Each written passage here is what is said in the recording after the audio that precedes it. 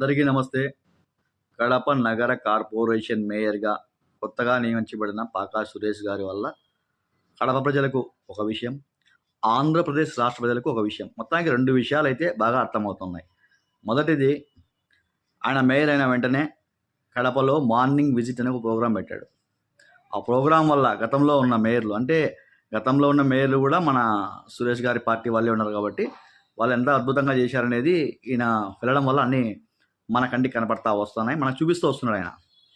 ముఖ్యంగా నెహ్రూ పార్క్ కావచ్చు, ఆ తర్వాత వైఎస్ఆర్ సర్కిల్ అని ఒకటి చూపించాడు. ఆ వైఎస్ఆర్ సర్కిల్ అనేది ఏ సర్కిల్ అనేది అంటే వైఎస్ఆర్ సర్కిల్ కడపలో ఎక్కువ ఉన్నాయి.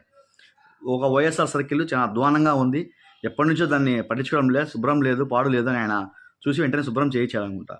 అంటే దాన్ని కూడా గత మేయర్లు కానీ ఎవరు పట్టించుకోలేదు. అంటే ఇంకా వైఎస్ఆర్ సర్కిల్నే పట్టించుకోలేని వీళ్ళు కడపని ఏం పట్టించుకుంటారు? అంతో ఇంతో కడప డెవలప్ పట్టించుకున్నా అంటే ఒక ప్రవీణ్ చంద్ అనే ఐఏఎస్ కమిషనర్ గారు ఉండడం వల్ల కడప అంత ఇంత డెవలప్ చేసినాడు. ఆ సర్కిల్ కావచ్చు, రోడ్లు కావచ్చు.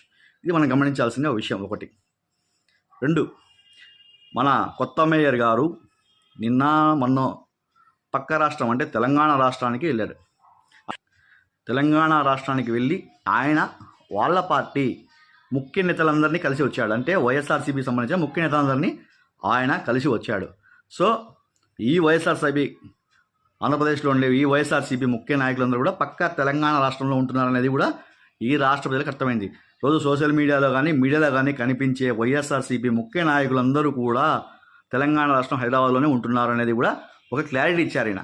ఇట్లా 2 విషయాలు మన కొత్త కడప మేయర్ వల్ల మనకు తెలియవచ్చాయన్నమాట.